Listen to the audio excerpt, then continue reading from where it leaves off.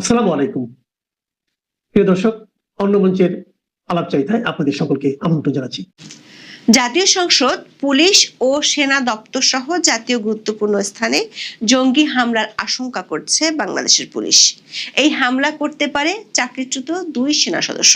এমন হামলা ঠেকাতে জরুরি ভিত্তিতে সতর্ক করে প্রয়োজনীয় নিরাপত্তা ব্যবস্থা জোরদারের জন্য 23 এপ্রিল পুলিশ সদর দপ্তর থেকে সংশ্লিষ্ট 14টি দপ্তরে একটি চিঠি দেওয়া হয়েছে। চিঠিটি আমাদের হাতে এসেছে। চিঠিতে বলা হয়েছে, আগে গ্রেপ্তার হওয়া এক জঙ্গির কাছ থেকে পাওয়া তথ্যের ভিত্তিতে পুলিশ ওই 2 চাকরিচ্যুত সেনা সদস্যের সাথে যোগাযোগ থাকার তথ্য পেয়েছে। দেশের সার্বিক নিরাপত্তার জন্য এই গ্রুপটি অত্যন্ত ঝুঁকিপূর্ণ বলে মন্তব্য করা হয়েছে। এই খবরটি এমন এক সময় এসেছে যখন এরই মধ্যে গণমাধ্যমে খবর বেরিয়েছে বাংলাদেশের বিমান বাহিনীর কিছু সদস্যের সঙ্গে পাকিস্তানের জঙ্গি সংগঠন তেহরিকি তালেবান পাকিস্তান বা টিটিপি এর যোগাযোগ আছে। বিগত অন্তর্বর্তী সরকারের আমলে আওয়ামী লীগ আমলের জঙ্গি দমনের অভিযানগুলোকে নাটক বলে অভিযোগ করা হতো। ইউনূস প্রশাসন বুক ফুলিয়ে বলতো বাংলাদেশে কোনো জঙ্গি নেই। ইউনূসের আমলে জেল ভেঙে কিংবা জামিনে 450 জঙ্গি মুক্ত হওয়ার পর বলা হয়েছিল দেশে জঙ্গি নেই, আছে শুধু ছিনতাইকারী। অথচ নতুন সরকার দায়িত্ব নেওয়ার 2.5 মাসের মধ্যে জঙ্গিদের মধ্যে চাকরিচ্যুত সেনা সদস্যের সন্ধানই পাচ্ছে না। দেশের সবচেয়ে গুরুত্বপূর্ণ স্থানগুলোতে হামলার আশঙ্কা করছে সেই পুলিশই। নতুনভাবে জঙ্গিবাদের বিস্তার করতে দেওয়ার জন্য গত প্রশাসনে যারা কাজ করেছিল তাদেরকে আইনের আওতায় আনা হবে। আর যদি না হয় তাহলে রাষ্ট্রীয় নিরাপত্তা কি এভাবেই হুমকির মধ্যে রেখে দেওয়া হবে না? বিস্তারিত জানতে চলুন যাওয়া যাক বিশ্লেষণে। আমাদের হাতে যে চিঠিটি এসেছে তাতে স্বাক্ষর করেছেন বাংলাদেশের পুলিশ সদর দপ্তরের ডিআইজি কনফিডেন্সিয়াল। পুলিশ সদর দপ্তরের এই চিঠিটির বিষয় হলো নিষিদ্ধ ঘোষিত উগ্রবাদী সংগঠনের সমর্থক করতে গুরুত্বপূর্ণ স্থাপনায় হামলার পরিকল্পনা সংক্রান্ত। চিঠিটি 23 এপ্রিল পুলিশের প্রায় সবগুলো শাখা ও ইউনিটের প্রধানদের কাছে পাঠানো হয়েছে। পাশাপাশি সকল জেলার পুলিশ সুপার বা এসপিদের কাছেও পাঠানো হয়েছে। চিঠিতে বলা হয়েছে, জঙ্গি কার্যক্রমের সাথে জড়িত থাকার অভিযোগে সম্প্রতি পুলিশ ইশতিয়াক আহমেদ নামে একজনকে গ্রেপ্তার করেছিল। পুলিশের চিঠিতে ইশতিয়াক আহমেদকে নিষিদ্ধ ঘোষিত উগ্রবাদী দলের সদস্য বলা হলেও কোন দলের সদস্য সেটি উল্লেখ করা হয়নি। দর্শক, বাংলাদেশের জঙ্গি তৎপরতার অভিযোগে 2003 সাল থেকে 2023 সাল পর্যন্ত মোট 9টি সংগঠনকে নিষিদ্ধ করা হয়েছিল। এর মধ্যে 2003 সালে প্রথম সংগঠন হিসেবে শাহাদাতি আল হিকমাকে নিষিদ্ধ করা হয়েছিল। সবশেষ 2023 সালের 9 আগস্ট জামাতুল আনসার ফিল হিন্দাল সারাকিয়াকে নিষিদ্ধ করা হয়। 23 এপ্রিল পুলিশ সদর দপ্তর থেকে পাঠানো চিঠিতে দেখা যাচ্ছে নিষিদ্ধ সংগঠনের সদস্য ইশতিয়াক আহমেদের বেশ কয়েকটি নাম আছে। তিনি স্বামী বা আবু বক্কর কিংবা আবু মোহাম্মদ নামেও পরিচিত। চিঠিতে জানানো হয়েছে, এই ইশতিয়াক আহমেদের সাথে চাকরিচ্যুত 2 সেনা সদস্যের নিয়মিত যোগাযোগের তথ্য পুলিশ জানতে পেরেছে। শুধু যোগাযোগের তথ্যই নয়, ভয়ঙ্কর কিছু তথ্য পেয়েছে পুলিশ। চিঠিতে স্পষ্টভাবে বলা হয়েছে তারা রাষ্ট্রীয় গুরুত্বপূর্ণ স্থানগুলোতে হামলা চালাতে পারে।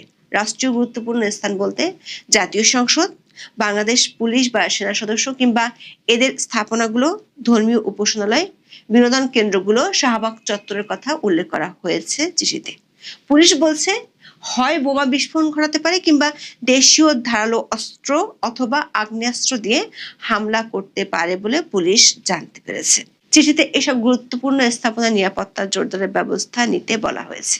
এছাড়া নজরদারি বাড়ানোর পাশাপাশি ওই 2 চাকরিচ্যুত সামরিক সদস্যের বিরুদ্ধে আইনানুগ ব্যবস্থা নিতে বলা হয়েছে। চিঠিতে এই 2 সামরিক কর্মকর্তার তথ্য এবং ছবিও যুক্ত করা হয়েছে। এদের একজনের নাম রাহেদ হোসেন মাহিদ এবং আরেকজনের নাম রাকিব হোসেন। দর্শক, পুলিশের এমন কড়া সতর্কবার্তার একদিন আগেই গণমাধ্যমের খবর হলো আন্তর্জাতিকভাবে নিষিদ্ধ জঙ্গি সংগঠন তেহরিকি তালেবান পাকিস্তান বা টিটিপি এর সাথে গোপন সম্পর্কের অভিযোগ পাওয়া গেছে বাংলাদেশের বিমান বাহিনীর কিছু সদস্যের। ভারতীয় সংবাদ মাধ্যম নর্থ ইস্ট নিউজে এই খবর ছাপা হয়েছে। এই খবরে বলা হয়েছে, টিটিপির সাথে সংশ্লিষ্টতার অভিযোগে বাংলাদেশের বিমান বাহিনীর অন্তত 10 জন সদস্যকে আটক করা হয়েছে এবং অনেককে নিবিড় জিজ্ঞাসাবাদের জন্য হেফাজতে নেওয়া হয়েছে। এই ঘটনার পরিপ্রেক্ষিতে দেশের সকল বিমান ঘাঁটি এবং আকাশ প্রতিরক্ষা ইউনিটগুলোতে ফুল অ্যালার্ট বা সর্বোচ্চ সতর্কতা জারি করা হয়েছে বলেও রিপোর্টটিতে উল্লেখ করা হয়েছে। রিপোর্টটিতে উল্লেখ করা হয়েছে, গোয়েন্দা তৎপরতা শুরুর পরপরই 9 থেকে 10 জন সদস্য পালিয়ে যায়, যাদের মধ্যে 4 জন পাকিস্তান, পর্তুগাল, তুরস্ক এবং নিউজিল্যান্ডে চলে গেছে বলে সন্দেহ করা হচ্ছে।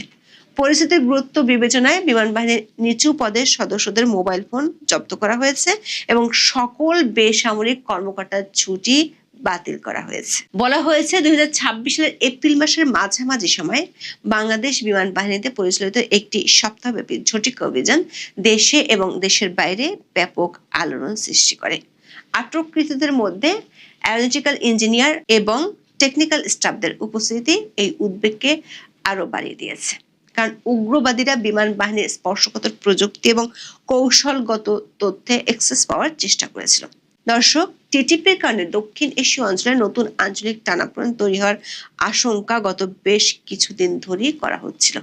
বিশ্লেষকরা মনে করেন, টিটিপি যদি বাংলাদেশে তাদের নেটওয়ার্ক তৈরি করতে সক্ষম হয়, তবে তা হবে দক্ষিণ এশীয় যুদ্ধের ইতিহাসে এক বিশাল কৌশলগত পরিবর্তন। তবে দ্য সানডে গার্ডিয়ানে ছাপা হওয়া এক প্রতিবেদনে বলা হয়েছে, টিটিপি জঙ্গি সংশ্লিষ্টতার অভিযোগে বেশ কয়েকজন বিমান কর্মীকে আটক করেছে বলে গণমাধ্যমে প্রকাশিত খবরের পর বাংলাদেশে কোনো উপস্থিতি অস্বীকার করেছে এবং বাংলাদেশ বিমান বাহিনীর সঙ্গে সম্পৃক্ততার দাবি উড়িয়ে দিয়েছে। দর্শক, টিটিপি অস্বীকার করলেও এরই মাধ্যমে বিশ্ব মিডিয়ায় অনেকগুলো খবর বেরিয়েছিল। টিটিপির হয়ে পাকিস্তান সেনাবাহিনীর বিরুদ্ধে যুদ্ধ করতে গিয়ে বেশ কয়েকজন বাংলাদেশি মারা গেছে। বাংলাদেশিরা যে তেহরিকে তালিবান পাকিস্তান বা টিটিপির হয়ে পাকিস্তানের বিরুদ্ধে যুদ্ধ করতে যায়, সেটা নিয়ে গত বছরের 7 ডিসেম্বর দ্য ডন বিশাল এক প্রতিবেদন প্রকাশ করেছিল। তার আগে গত বছরের 30 সেপ্টেম্বর বাংলাদেশ পুলিশের তখনকার আইজি বাহারুল আলম সাংবাদিকদের বলেছিলেন, বাংলাদেশিদের মধ্যে কেউ টিটিপিতে যোগদানের চেষ্টা করছে কিনা তা নিবিড়ভাবে পর্যবেক্ষণ করছে আইন শৃঙ্খলা রক্ষাকারী বাহিনী। দর্শক, 2007 সালে পাকিস্তানে শরিয়া শাসন প্রতিষ্ঠার লক্ষ্যে বায়তুল্লাহ মেহসুদের নেতৃত্বে গঠিত হয় তেহরিকে তালিবান পাকিস্তান বা টিটিপি। মূলত পাকিস্তান সরকারের মদদে যেসব যোদ্ধা আফগানিস্তানের সোভিয়েতের বিরুদ্ধে ও ভারতের কাশ্মীরে লড়াই করেছিল, তারাই যখন পাকিস্তান মার্কিন যুক্তরাষ্ট্রের সন্ত্রাসের বিরুদ্ধে যুদ্ধকে সমর্থন জানায়, তখন পাকিস্তান সরকারের বিরুদ্ধে চলে যায়। আফগানিস্তানে মার্কিন হামলা শুরু হওয়ার পর এসব যোদ্ধারা আফগান তালেবান, আল কায়দা ও অন্যান্য সশস্ত্র গোষ্ঠীর সদস্যদের পাকিস্তানে আশ্রয় দেওয়া শুরু করে। পাকিস্তান সরকার যখন এক পর্যায়ে তাদের বিরুদ্ধে অভিযান পরিচালনা করা শুরু করে, তখন কয়েকটি সশস্ত্র গোষ্ঠী একত্রিত হয়ে 2007 সালে গঠন করে টিটিপি। বর্তমানে আন্তর্জাতিকভাবে সন্ত্রাসবাদী সংগঠন হিসেবে স্বীকৃত টিটিপি তৎকালীন তালেবান প্রধান মোল্লা ওমরকে তাদের আধ্যাত্মিক নেতা হিসেবে ঘোষণা করে এবং সংগঠনটিকে তালেবানের একটি শাখা হিসেবে দেখা হয়। পাক আফগান সীমান্তের দুই পাশে রয়েছে এই সন্ত্রাসী সংগঠনটির শক্তিশালী অবস্থান। পাকিস্তানের সাবেক প্রধানমন্ত্রী বেনজির ভুট্টোকে হত্যা করার দায় স্বীকার করেছে টিটিপি। সংগঠনটির বেশ কয়েকটি আত্মঘাতী হামলায় পাকিস্তানের নিরাপত্তা বাহিনীর সদস্যদের পাশাপাশি বিপুল পরিমাণে সাধারণ মানুষেরও প্রাণহানি ঘটে। গত বছরের 26 সেপ্টেম্বর খাইবার পাখতুনখোয়ার কারাক জেলায় টিটিপির বিরুদ্ধে বড় পরিসরে সন্ত্রাস বিরোধী অভিযান শুরু করে পাকিস্তান সেনাবাহিনী। উত্তর পাকিস্তানের এই জেলাটি দীর্ঘদিন ধরে জঙ্গিবাদের কবলে থাকা অশান্ত একটি অঞ্চল। টিটিপির 17 জন সদস্য নিহত হওয়ার মধ্য দিয়ে এই অভিযানটি শেষ হয়েছিল। নিহতদের মধ্যে একজনের নাম ছিল ফয়সাল হোসেন। 22 বছর বয়সী এই যুবক ছিলেন বাংলাদেশি নাগরিক। ফয়সালের বাড়ি মাদারীপুর সদরের কালিকাপুর ইউনিয়নের ছোট দুধখালি। তার পরিবার জানতো সে দুবাইতে কাজ করে। তার মৃত্যুর পরই কেবল তারা জানতে পারে যে সে পাকিস্তানে প্রবেশ করে টিটিপিতে যোগ দিয়েছিল। দর্শক, বাংলাদেশে আওয়ামী লীগ সরকারের আমলে জঙ্গিবাদ দমনে ব্যাপক তৎপরতা ছিল, কিন্তু আওয়ামী লীগের পতনের পর একদিকে জঙ্গিদের কেজি দরে জেল থেকে ছাড়া হয়, অন্যদিকে ইউনূস প্রশাসনের বড় কর্তারা আওয়ামী লীগের ওইসব অভিযানকে জঙ্গি নাটক বলে মন্তব্য করেন। এমনকি ইউনূস আমলে পুলিশের বড় কর্তা বলেছিলেন, বাংলাদেশে কোনো জঙ্গি নেই, যা আছে তা হলো ছিনতাইকারী। অথচ ইউনূসের আমলে স্বরাষ্ট্র উপদেষ্টার সাথে সাক্ষাৎ করে মার্কিন দূতাবাসের কর্মকর্তারা জঙ্গিদের নিয়ে সতর্ক করেছিলেন। কিন্তু আনসারুল্লাহ বাংলা টিম, জামাতুল আনসার হিন্দাল সার্কিয়ার মতো নিষিদ্ধ সংগঠনগুলোর নেতারা ইউনূসের আমলে মুক্তি পেয়েছিল।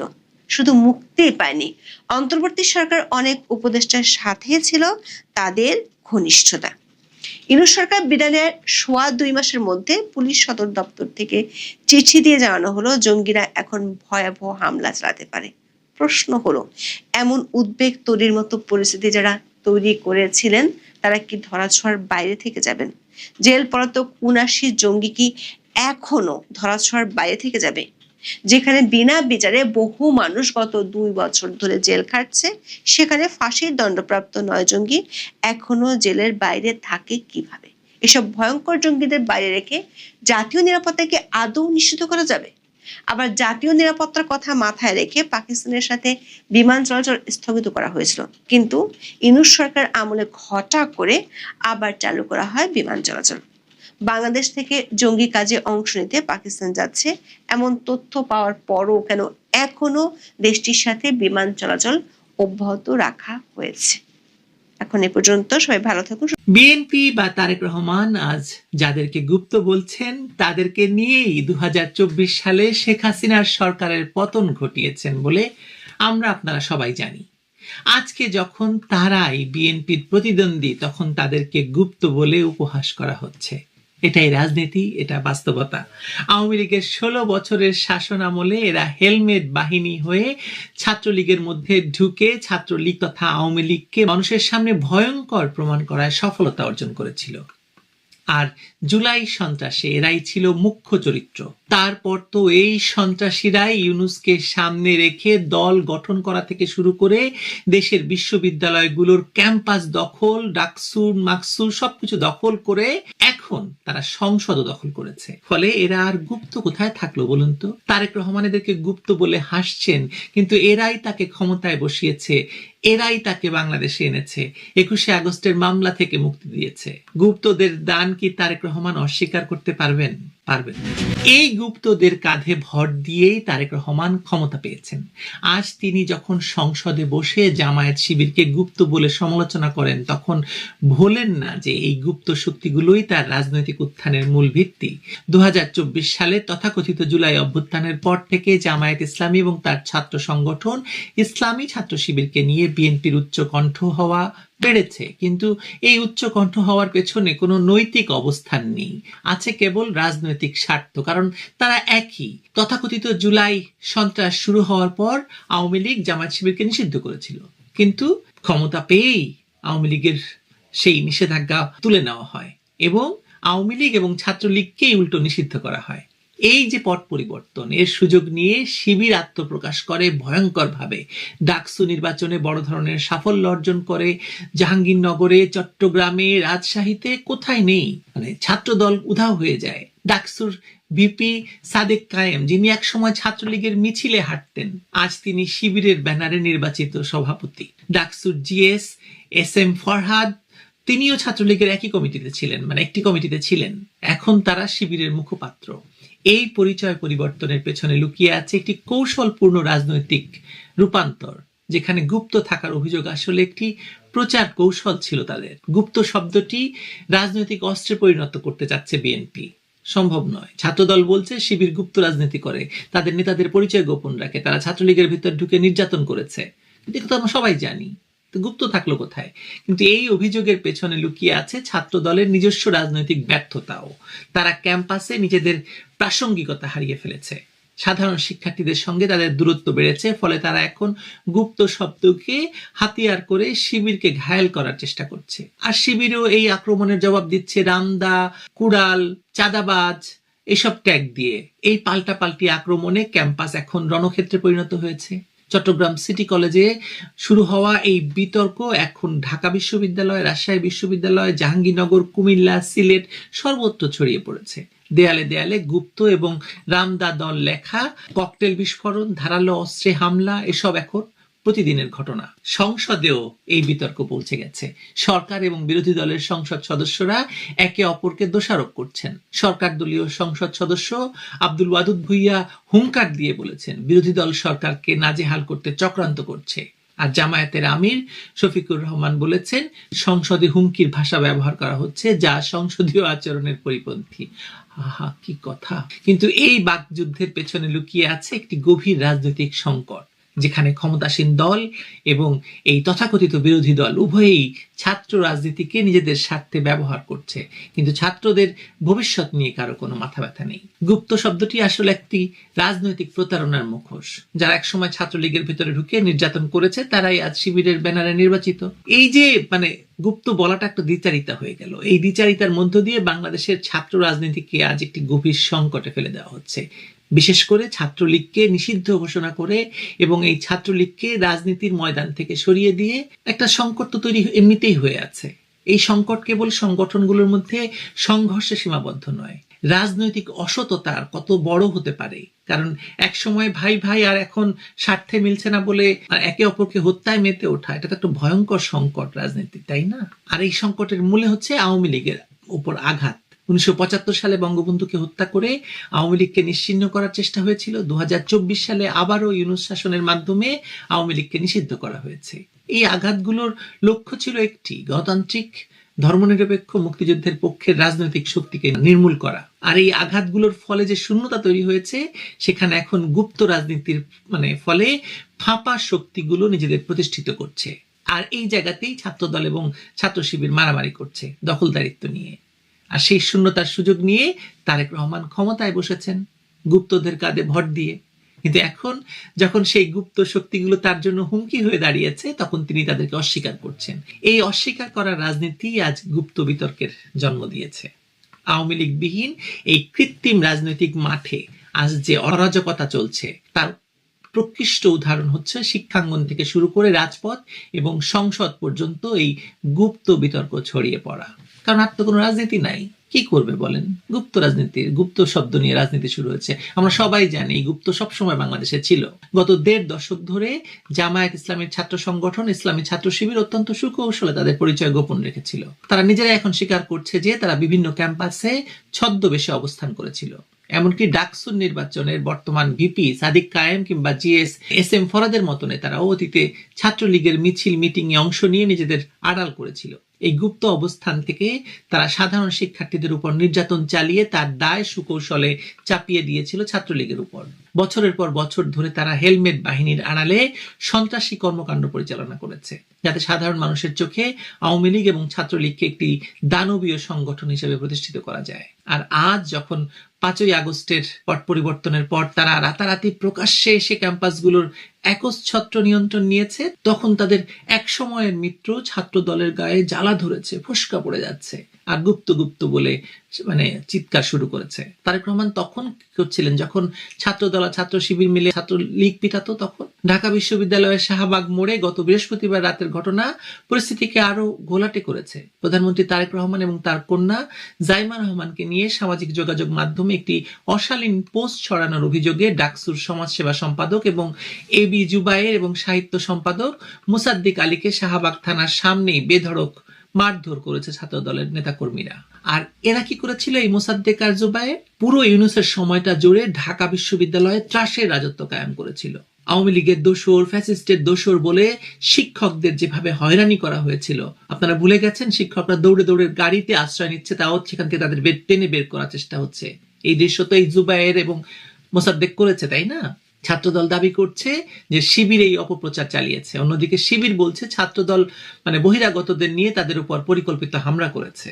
এমনকি শিবিরের কেন্দ্রীয় সভাপতি নুরুল ইসলাম এবং অন্যান্য নেতারা এই গুপ্ত শব্দটিকে ব্যঙ্গ বা স্যাটায়ার হিসেবে উড়িয়ে দেওয়ার ভান করলেও ভেতরে ভেতরে তারা চূড়ান্ত সংঘাতের প্রস্তুতি নিচ্ছে বলে আমরা জানি। নিজেদের 4,000 থানার 80,000 লোকের তালিকা প্রকাশ না করে তারা যে এখনো এক ধরনের গোপন বা গুপ্ত রাজনীতির চর্চা করছে, সেটা তো দিনের আলোর মতো পরিষ্কার। সবচেয়ে লজ্জাজনক বিষয় হলো রাজপথ এবং ক্যাম্পাসের এই নোংরা কাদা ছোড়াছুড়ি এখন সংসদেও গিয়ে ঠেকেছে। সরকার দলীয় সংসদ সদস্য আব্দুল ওয়াদুদ ভুইয়া সংসদে দাঁড়িয়ে বিরোধী দলীয় জামাতকে হুমকি দিয়েছেন যে তাদের ভোটাররা আঙুল চুষবে না, বসে থাকবে না। উস্কানিমূলক, কিন্তু সংসদে তো এটা হবেই, কারণ দুই পক্ষ এখন ক্ষমতার লড়াইয়ে নেমেছে। একদা বন্ধু, বন্ধু যখন শত্রু হয় তখন তো ভয়ঙ্কর শত্রু হয়। কিংবা কেউ কেউ বলছেন এটা একটা খেলাও। এর প্রতিবাদে বিরোধী দলীয় নেতা এবং জামায়াতে আমির শফিকুর রহমান তীব্র ক্ষোভ প্রকাশ করে বলেছেন যে এই ধরনের বক্তব্য জনগণকে বিশৃঙ্খলার দিকে ঠেলে দিচ্ছে। বা স্পিকারকে পর্যন্ত এই উত্তপ্ত বাক্য বিনিময়ে সামাল দিতে হস্তক্ষেপ করতে হয়েছে এবং অসংসদীয় শব্দ এক্সপাঞ্জ করার কথা বলতে হয়েছে। এটাই তো তাদের কাঙ্ক্ষিত গণতন্ত্র। আওয়ামী লীগকে নিষিদ্ধ করে মুক্তিযুদ্ধের পক্ষের শক্তিকে জোরপূর্বক দমিয়ে রেখে তারা যে সংসদ এবং সরকার গঠন করেছে তা যে পদে পদে চরম ব্যর্থতার অন্ধকারে নিমজ্জিত, এই সংসদীয় হট্টগোল তার জলজ্যান্ত প্রমাণ। মূলত দেশ পরিচালনায় নিজেদের চরম ব্যর্থতা ঢাকতেই তারেক রহমান এবং তার দল বা ছাত্র দলকে লেলিয়ে দিয়েছে যে গুপ্ত বিতর্কের জন্ম দিয়ে তারা সাধারণ মানুষের দৃষ্টি ভিন্ন খাতে প্রবাহিত করতে চাইছে। কিন্তু তারেক রহমান চাইলেই কি এই গুপ্তদের অবদান অস্বীকার করতে পারবেন? আজকের এই যে মসনদ, এই যে ক্ষমতার দম্ভ, তা তো এই স্বাধীনতা বিরোধী গুপ্ত শক্তিরই উপহার। এরা যদি ছাত্রলীগের ভেতরে ঘাপটি মেরে থেকে জুলাই সন্ত্রাসের তথাকথিত অভ্যুত্থানের মুখ্য চরিত্র হিসেবে অবতীর্ণ না হতো, তবে তারেক রহমানের দেশে ফেরা বা ক্ষমতা দখল কোনোটাই সম্ভব হতো না। মুক্তিযুদ্ধের চেতনায় বিশ্বাসী একমাত্র শক্তি আওয়ামী লীগকে বেআইনি ভাবে নিষিদ্ধ করে বাংলাদেশ আজ যাদের হাতে বন্দী, তারা কেবল নিজেদের আখের গোছাতে ব্যস্ত। এই গুপ্ত এবং রামদা বাহিনীর দ্বন্দ্বে দেশের সাধারণ শিক্ষার্থী এবং জনগণ আজ চরম নিরাপত্তাহীনতায় ভুগছে। যতদিন না মুক্তিযুদ্ধের পক্ষের মূল শক্তি পুনরায় স্বমহিমায় ফিরে আসছে, ততদিন এই অবৈধ দখলদারদের হাত থেকে বাংলাদেশের প্রকৃত মুক্তি অসম্ভব, স্বীকার করেন বা না করেন। ভালো থাকবেন সবাই।